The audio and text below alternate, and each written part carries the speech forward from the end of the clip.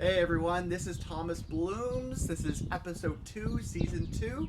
It just like the first episode, it is still March the 20th. It is still cold. The sun just trying to come out. It's really overcast, so it's bringing the temperatures down. We were supposed to get, I think, 11 degrees or 12 degrees today, which would have been great, but you know what? I'll take this weather. No problem. Dressed okay.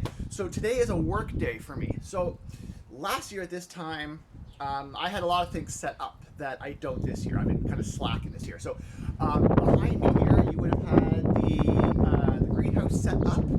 I don't know if I would have planned already. I think I would have planted around this time, maybe the end of March, whatever. But and also your seedlings should be planted right now because you want to do 8 weeks to about the end of May, the beginning of June.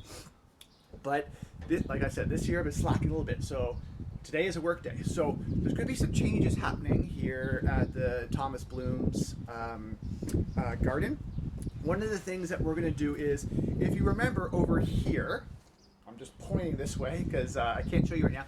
I had my strawberry sort of lattice, and there was 4 tubes, like stacked like this, and it was full of strawberries. Okay, so this year I'm doing it differently. One of the reasons why is because the bottom 2 strawberry tubes, they weren't getting as much sun in the location that it was, and I didn't get as much strawberry development down there as I did with the first 2 tubes.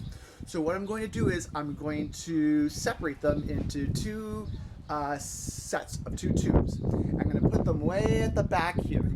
Okay, so right around here and back behind there. The reason being is that because we face northwest, unfortunately one of the worst places to do your gardening due to how much sun it gets.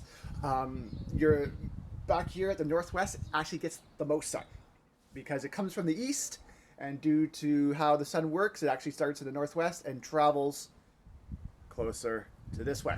So I know it may sound a little bit confusing to think about that, but it is the truth. The northwest here gets more sun than anywhere else. So I want to give my strawberries as much sun as I possibly can so they can start flowering. So that's what we're going to do. I don't know if you could tell, but there's a little white thing right there in the garden. Okay, so what I did was that before the winter, in the fall, I took the strawberry towers and I split them up already, and I buried them in my garden. Well, actually, I buried them in the mulch. So I don't know if you can tell, but it's a little bit higher in that area there than the other places, only because I wanted to cover the strawberry plants with the mulch so that it could survive a deep cold. And we did have some really cold temperatures, especially at the end of January and to about the middle of February, 3rd week of February. Remember when you heard those minus 17s, minus 18s? That is what your mulch is for. Okay, your mulch is to really cover it from the harsh conditions of a brittle cold. And I don't know if you noticed, but it was a really dry cold in the GTA. Those are just really bad. And the other reason why we do mulch, like I said last year, is because, well, sorry, before I say that, hard to tell, but I've left all the crops that I grew. Okay, I left the root system in the dirt. So what I did is, like a tomato stalk, and I just cut it right here and left the little nub and all the root growth in the garden. So when you add mulch into it, you create like an insulated layer. And the microorganisms in the garden, they eat the roots for energy throughout the wintertime. And what that does is the microorganisms eat it. They leave waste in the form of micronutrients. Those micronutrients help feed and re-energize and remineralize your garden. Okay, so think of it like self-fertilization over the wintertime. You're not growing, well, some of you might, but chances are you're not growing in the wintertime unless you have a heated greenhouse or something to protect it from those cold temperatures. So your garden's doing nothing during that time. Make it work for you. Okay, it's just one of those things. All you need is at least 3 inches of mulch. If you can't get that, no worries, go a little bit lower. But if you can get that much mulch, it's all the better for you. Okay, now some people are saying, well, don't use that mulch, it has carcinogens, all that stuff. Used to, but not now. If you want to get the natural wood chips, They don't have the carcinogens that people say it does. That used to be an old way of doing things, but companies have now taken out that chemical. By the way, carcinogen is, it's like a poison. Before, what happens is it leak into the soil, and then once it's in the soil, it goes into your plants, and then it went from the plant to the fruit or the vegetable inside you. Okay, but that doesn't exist anymore. Okay, so you get those mulches, you get like 2, 3, 4 inches is ideal. You put it on there, you protect your garden from the winter, the damage that the winter does, and let it feed. So this year, what I'm going to do is I want to expose my garden right now. So I'm going to be removing all the mulch. I'm going to be taking the strawberry towers out. I'm going to be taking as much of the root systems as I can out because it's done feeding. Some of the root systems I cannot get because it's still frozen the deeper it goes, because especially with my tomatoes. If you remember last year what I did with my tomatoes, I dug like 15, 16 inches down and planted it there. So I'm not doing that this year, or sorry, I'm not doing that right now. I'll be doing it later. But I'll be going down now. I did a soil check. I can go down about 2 inches in my soil.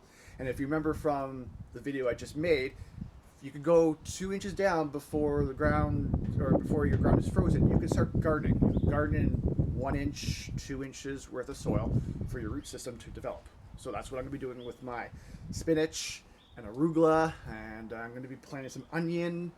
I got my green onions continuously. Like if you go to the grocery store with your green onions and you cut them up and you snip it just above where the white meets the green, put it in water, let it grow, you get more green onion. So just a little tip right there. But so today, due to the high winds that we have out here, I'm not going to be putting the greenhouse up yet, but it's going to be a lot of maintenance, taking out a lot of